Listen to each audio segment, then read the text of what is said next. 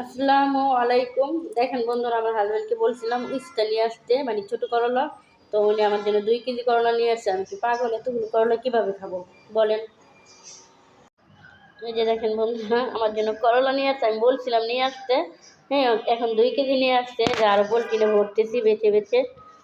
আজকে মাছের মাথা দিয়ে, পেঁয়াজ পাতা দিয়ে, ধনিয়া পাতা, পেঁয়াজ পাতা আর টমেটো, এখানে কাঁচামরিচ আর পেঁয়াজ কেটে নিয়েছি।